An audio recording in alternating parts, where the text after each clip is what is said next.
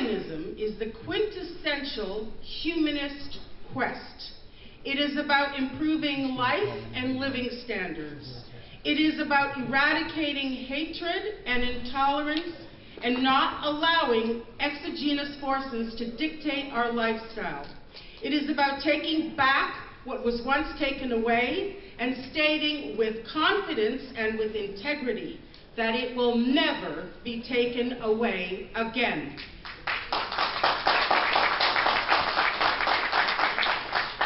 Zionism is one of the most remarkable demonstrations of human tenacity and resilience, fulfilling the age-old dream of constructing a nation-state firmly entrenched in the desire to be a free and self-governing people, unequivocally ensured the right to dignified lives, is an unparalleled diplomatic, political, and anthropological accomplishment.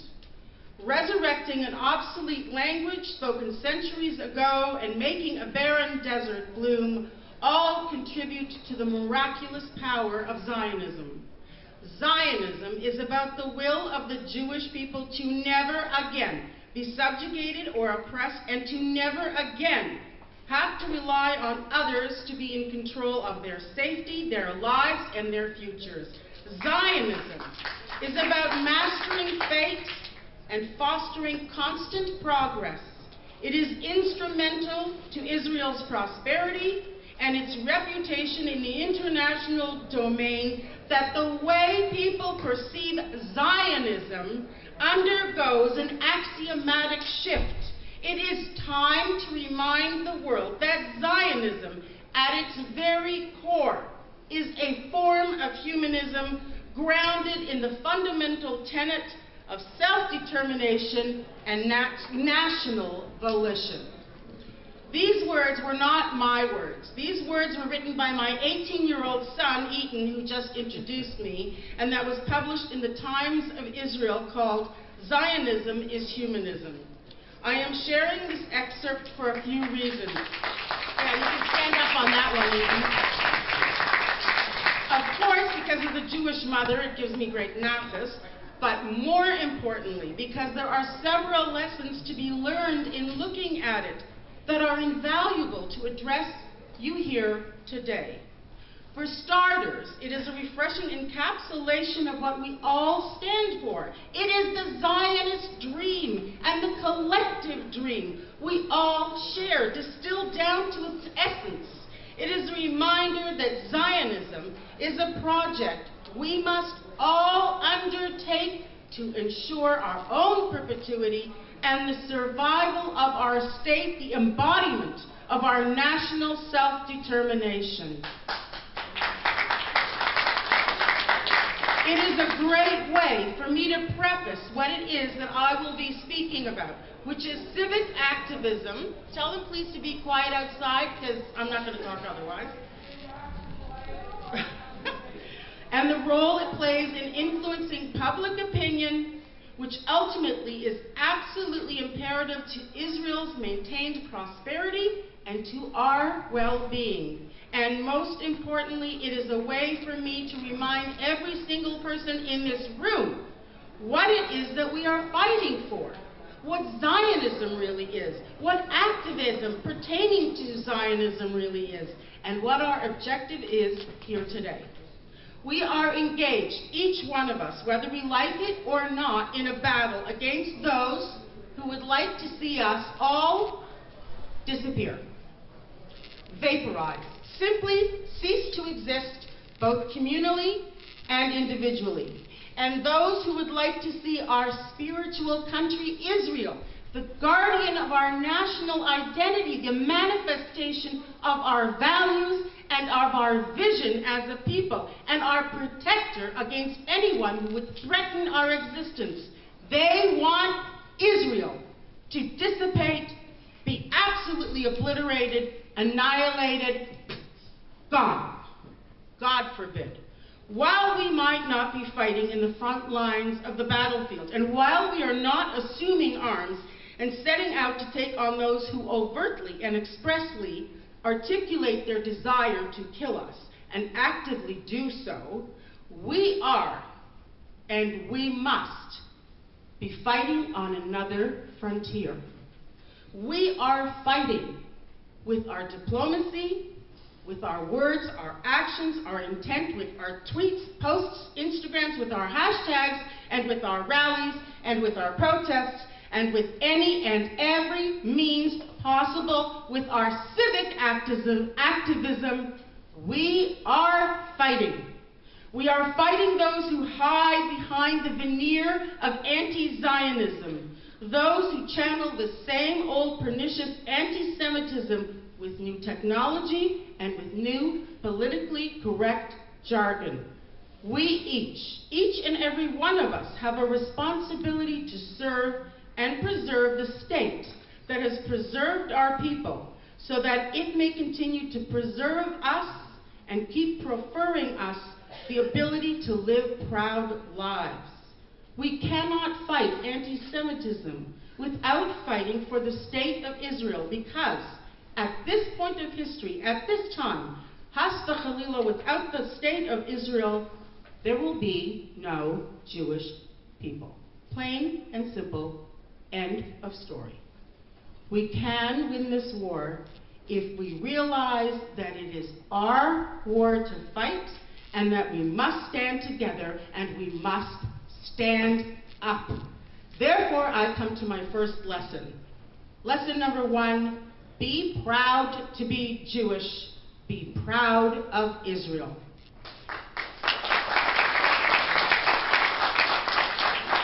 If we stand up and speak out proudly, others will listen. The message will spread, it will disseminate, it will become progressively rooted in the public's conscience. If we cower, if we do not seize the opportunity when it presents itself to make our voices heard, then we are apologists, and if we're going to be apologists, we will get trodden on. We will be trivialized, we will be ridiculed, we will be negated, we will be threatened and harassed, we will be destroyed, God forbid. This is the truth, plain and simple. In the words of Nobel Prize winner and Holocaust survivor Elie Wiesel, indifference, to me, is the epitome of evil.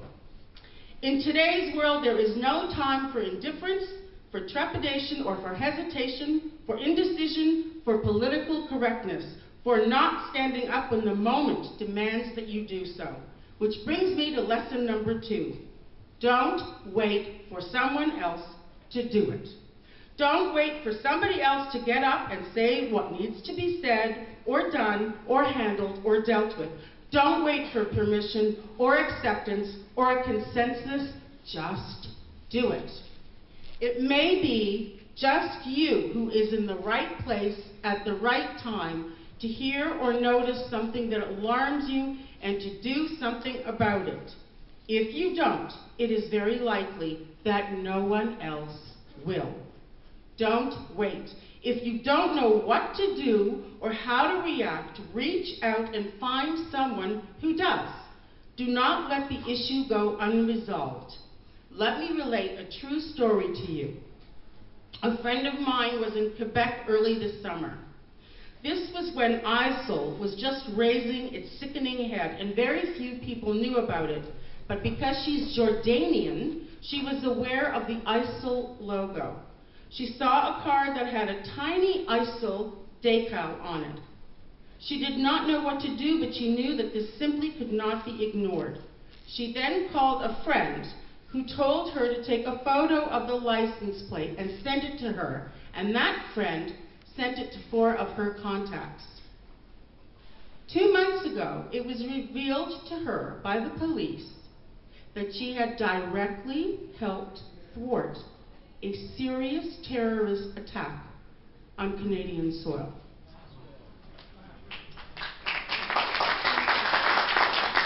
As my children constantly inform me, it is not rare these days to see ISIS or other extremist group sympathizers. They are everywhere. They pervade every social media platform from YouTube to Facebook. I've been shown accounts that actually use the ISIS flag as their display picture icon. I have seen posts that have openly called for the slaughtering of Jewish babies. Anti-Semitism, anti-Israel, anti-Zionism is everywhere. It is pervasive, it is insidious, it is blatant, and if you and if we do not stand up to it, it is lethal. Do not ignore it, do not pretend it is not there. We must collectively and individually take action. Anything you can do, please, just do it. Lesson number 3, the power of one. Queers Against Israeli Apartheid was a group that was created to bash, defame, slander, and delegitimize Israel. It was the ultimate Alice in Wonderland, down the rabbit hole insanity, in that the only country in the Middle East that actively and openly supports gay rights, Israel, was being bashed by people who, in all the neighboring countries, would have been hung, tortured, defenestered, or thrown off buildings for being gay. And these people somehow were buying these lies and disseminating these lies.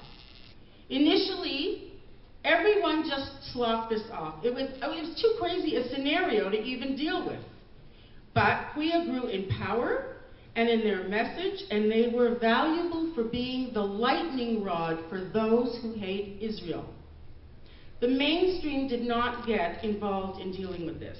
Conservative Christians, Jews, and Muslims who don't necessarily support homosexuality did not get involved, and a very dangerous and persuasive ideology was growing unchecked. This was not good. And then one man, Martin Gladstone, changed that course of history. A gay lawyer, proud of his Jewish heritage, who had been involved with gay rights, saw how queer was hijacking the Pride Parade. And when he first-handedly experienced their vitriol and their hatred, he knew he had to do something. You have to appreciate how brave he was in taking action.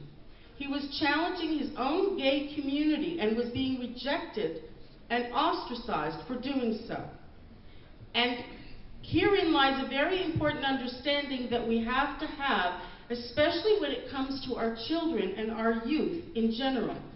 When they take on anti-Semitism and anti-Israeli proponents in university and high schools, on Facebook and in social media, their very existence in their virtual reality world they live in, dominated by likes and thumbs down and thumbs up, is threatened. Back to Martin. He communicated, he phoned, he wrote, he emailed, he funded, he reached out, he called to action. He made sure that the word got out. And then people heard him. People rallied. People supported him. And Israel and Jews, by extension, by attending debates in City Hall. And I'm telling you, they were debates ad nauseum. No, I was there for all of them. Fabulous individuals like David Nitkin, like Shirley Ann Haber, Meyer Weinstein, Andrea Spindell, and my children, the Ziner Cohen clan, and my husband, and many others rallied by his side.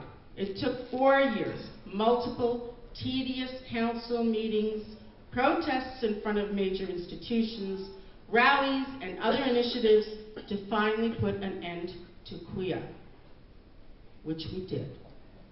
I'm going to digress here for a moment. Yeah, you know what? You can clap for that one, girl. Anyone who knows me knows that I'm, when life gives you lemons, make lemonade. I could use some now, person. One of the most important things that came out of the queer situation was the emergence of many new activists and many important groups, like Stop Sponsoring Hatred, the Muslim-Jewish Dialogues, Writing for the Weekly Press Pakistan, Israel Activist Alliance, Support for the Legal Forum of Israel, Tazpit News Agency, and Lawfare, and I'm involved with all of these. But they all came from that small core group that supported Martin. The power of one. back to queer. Ultimately, the tipping point for queer was when John Tory attended a debate organized by the Simon Wiesenthal Foundation during his mayoral campaign and was asked, straight up, if he would fund the Pride Parade if queer remained involved. As a result of the pressure that had consistently been exerted on the city of Toronto and all the people who asked him, John Tory, to put an end to this injustice should he be mayor, he courageously said, no, I will not fund the Pride Parade if queer is involved. Lesson number 4. We must make our points of view, our positions known to all levels of our government, municipal, provincial, federal, and we must support them when they support us, and we must challenge them when they do not uphold our common interests of freedom and democracy. For starters, in this country we have representation on every single level of the government, municipal, provincial, federal. Write your members of parliament, write to your members of provincial parliament, get in touch with your city councillors, become involved with the democratic process and the political affairs in our city. There's a man standing over there. Wave, Benjamin. That is a very important person who ran against Kristen Tam Wong, who was the funder and the founder of queer, and this man stood up against her, and he's going to be running for, what, provincial or federal? Federal. Federal. So all of you, connect with him, because he is a great guy, really smart, and he will do things. Okay, that was my pitch. So, vocalize and articulate your point of view to the government and substantiate it. Be informed, be aware, be cognizant. There are many people and groups who will give you the information and the tools you need. Use them. In dealing with the government, be respectful but firm. Hold them accountable. We are small in numbers, but we can be heard. And more importantly, we can be and should be and have to be listened to. We are lucky to have this capacity. We are lucky to live in a democracy. We have a voice. We have to learn to use it, and we have to learn to use it. If you do not, and my husband said this line, and I think it's the greatest line, if you do not speak to the government will not speak for you. Lesson number 5. Communication on every level, in every way, shape, and form is essential. Getting the truth out is pivotal. Our enemies are sophisticated, well-funded, and savvy. Don't ever, ever underestimate them. Those who hate us and hate the one and only Jewish state are avid communicators. They are experts at organizing rallies, arranging petitions, disseminating lies and propaganda, shunning events, boycotting products, turning their backs on our politicians, and disrespecting our values and our Canadian way of life. They have access to massive amounts of petrodollars and top PR firms. They and their sponsors have been buying media outlets, and yes, the media, for a long time. Ask the average Canadian the size of Israel, and you'll be astounded to learn that Israel is at least the size of Russia, maybe the entire USSR, and that Israel is a haven for baby killers and murderers. My son Ethan was speaking about me in a restaurant a little while ago. Ironically, it was at an Aroma. He mentioned to someone that I was an ardent Zionist, and he had people turning around to look at him as if he had just said, yes, my mom is an ardent Nazi. This past summer, the other side came out in droves with clear messages of hate and disrespect. From the river to the sea, Palestine will be free. Intifada, intifada, shame on Harper, shame on Trudeau, shame on Mulcair. And they staged death-ins, and they disseminated huge amounts of lies and misinformation. Lesson number 6, act. react, and act again. Two of my children, you can both stand up here, Tithera and Eden, had the great privilege and honor of working for a wonderful politician this past summer, John Carmichael, our MP from Don Valley West. He, along with other politicians, was invited to the Al Quds rally in Toronto. On the invitation, are you ready for this? On the invitation that they sent to our Canadian parliamentary members was a picture of Hitler. He should brand in hell. Anyways, this to me and to others was a pretty big rallying cry. In addition, the Gaza war was underway, and a small number of people gathered in this very synagogue to formulate a plan to come up with a way to make sure that we too were heard, that we too were taken into account.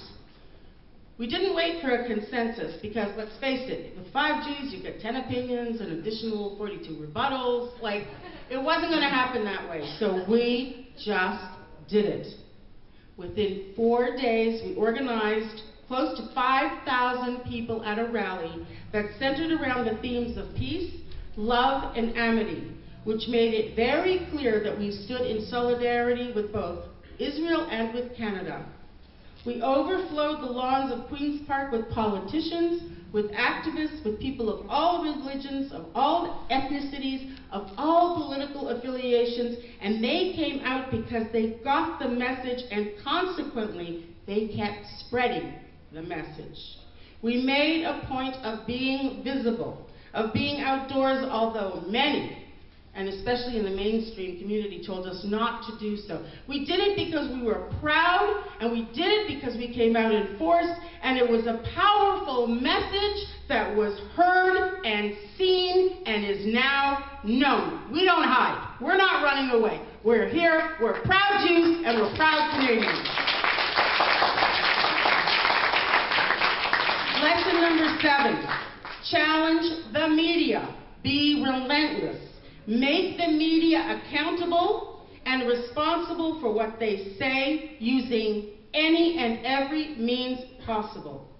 At this time, we, the Jewish people, are being maligned by the most powerful mouthpiece of all. That was really hard. The media. Not the first time, probably not the last, but never in the history of peoplekind has it been this dangerous. Regular media, social media, blogs, emails, newspapers, television, movies, radio, celebrities, musicians, actors. A constant bombardment of lies and mistruths volleyed against Jews and Israel. The media have been hijacked, and we are now constantly being lied about and lied to collectively by a media who are at best lazy and ignorant, and at worst serving some ulterior interest worshiping the petrodollar deity. Challenge the media. Be vigilant. When you read or watch or hear something false, libelous, or defamatory, call them out on it. Write to the media. Complain. If we all step up to the challenge and make them understand that we are watching them, that they have to defend their position or retreat by revising or rescinding their message, we have to do this. For years, Shirley Ann Haber, Itamar Marcus, Honest Reporting, and my own organization and group, Tazpit, have led the way in searching for the truth, in digging up all the honest bits of information and holding the media to account, revealing their falsities. It is essential that we drive this effort forward, that we take command, that we make sure that the media does not distort the truth any longer, and that if it does, they will not get away with it. We must contact the media ombudsman and expose to them their mistruths and make sure they are dealt with accordingly. The best actions that we can take are getting together, organizing petitions, swamping social media accounts of media personalities and media industries that have sabotaged us, and making sure that the truth always surfaces and that the lies concealing it are dispelled. We have to work towards the truth, towards honest reporting. We cannot allow the voice of the media to keep broadcasting a negative and transmuted image of us. Because the more we settle for it, the more these fallacious news stories accumulate, the more this image that we have to defeat becomes ingrained in the public's awareness. You want to help? Speak to Shirley Ann Haber, who's been a relentless champion. Get involved with me and help me with Tazpit. Tazpit is the only Israeli news agency in Israel. There are 9 Palestinian ones. It is dedicated and committing to bringing out the truth and challenging the fallacies with on-the-ground reporting. And I'm going to give a little plug here, we're having events from April 28th until May 3rd in Toronto, and anyone and everyone who wants to help, just let me know, you're in. It has become fashionable and popular for progressives to circulate information that persistently puts Israel in a derogatory light and that tries to portray the Jewish state as being a great brutalizer and source of terror. More and more people have begun buying into this narrative. Fewer people are questioning what they are receiving over the networks. We need to turn the tables. Why is it so popular to be so complicit in the media's version of events? Why is it so popular to be complacent? This sets us back. This renders us apologists who are too fearful or too apathetic to stand up and say, no, we are not going to tolerate this.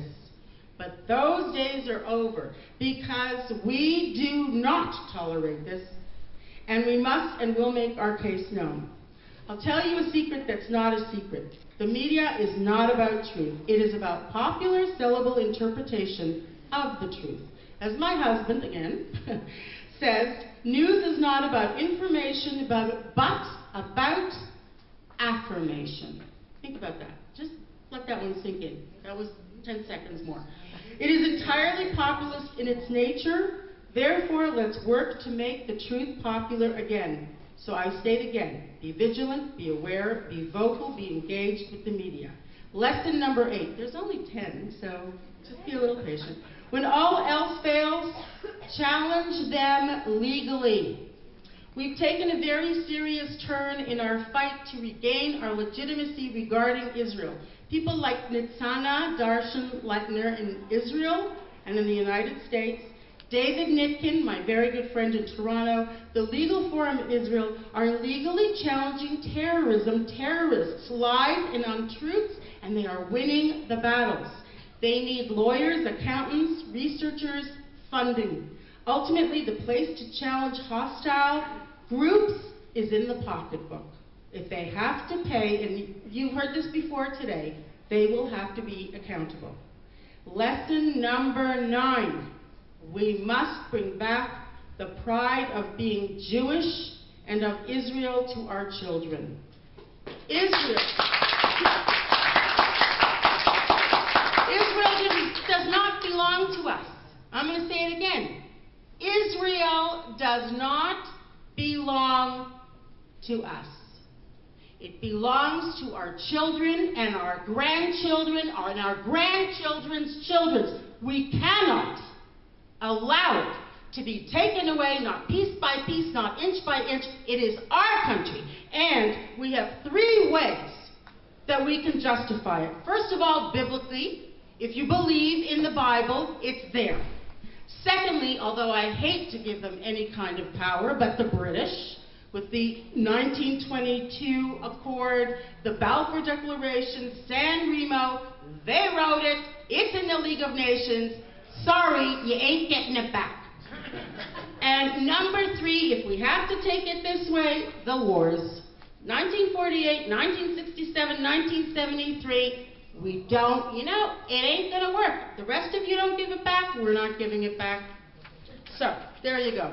Unfortunately, the delegitimization of Israel has been strongly helped by many factors. Our universities and schools have been infiltrated, especially during the past 15 years, by anti-Jewish and anti-Israeli groups and sentiments. While we all stood around stunned, petrodollar funding has been buying its way into all facets of our culture. It is in vogue to be anti-Zionist, anti-Jewish, and anti-Israeli, and we have to win our children back. As I said before, it is so difficult to be a young person and get slammed on every front for liking Israel. We must help them love Israel and all it stands for. And that's where people like Stand With Us Canada, my very good friend Merle Cates, she has an organization that helps to bring back university kids. There are so many ways, but it's not hip to love Israel. It's really like nerdy or I don't know, whatever. You have to get into the swag of loving Israel. We have to get our kids to have attitude. And actually, I'm going to start a campaign that, and I'm telling you right now, that is a t-shirt that says, Zion, think about this, Zion is, and he's so embarrassed by me, Zion is not a 4-letter word. And on the back, it's going to be the map of Israel, the real map of Israel.